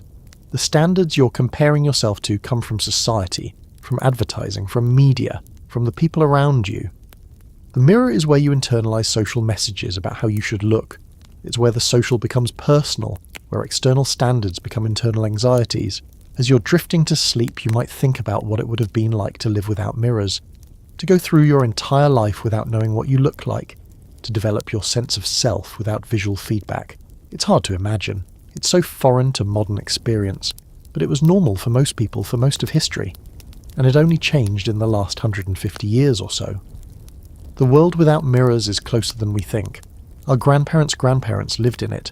It's not ancient history, it's recent. And the world with mirrors, with ubiquitous, automatic, constant visual self-awareness, is even more recent. We are living in a brief historical moment where seeing yourself is normal. What comes next, we can't know, but we are living through something extraordinary, the age of the mirror, and as your eyes grow heavier, as your breathing slows, as the world around you fades into darkness, let yourself think about this strange gift we have, this ability to see ourselves. For just a moment, imagine the world without mirrors. Imagine going through a day without knowing your face. Imagine the mystery of yourself, the way you must have been a stranger to your own reflection. But you're not in that world anymore. You're here, in this moment, with mirrors all around you. You can see yourself whenever you want. You know your face. You've watched it change over time. You see it every morning, every evening, sometimes in between. This knowledge is so normal to you that you probably don't think about how strange and new it actually is in the arc of human history. So rest now. Let the history fade. The factories are closing. The mirrors have been made and distributed. The transformation is complete. You're living in the result of that transformation. A world where visual self-awareness is automatic, where you can see yourself, where the mirror is a simple, ordinary thing. Your eyes are closing now. The room is dark. You can't see your reflection anymore, but you know it's there. The mirror is waiting for tomorrow, but tonight you can rest. Tonight you don't have to see yourself. Tonight you can just be. Let your thoughts drift. Let the voice fade into the background hum of the fan, the soft sounds of the night. You're tired now, deeply tired. The history has carried you back through time and then brought you to this moment, this bed, this darkness. Sleep now. Dream of a world where mirrors are rare and precious, where people didn't see themselves for decades, where visual self-knowledge was a luxury. Dream of the transition, the moment when mirrors became common, when people looked at their own faces for the first time and saw something unexpected. But let the dreams be soft, the images gentle. Don't hold on to the history too tightly. Let it drift away. You're safe here, in the dark, in the present moment. The mirror is a tool, nothing more. It shows you what's there and then you can turn away from it. You can close your eyes, you can rest. And as you drift deeper into sleep, know that somewhere, in some quiet place, there's a mirror reflecting nothing. It's waiting for the light of morning. But that's tomorrow. Tonight there's only darkness and rest. Sleep well.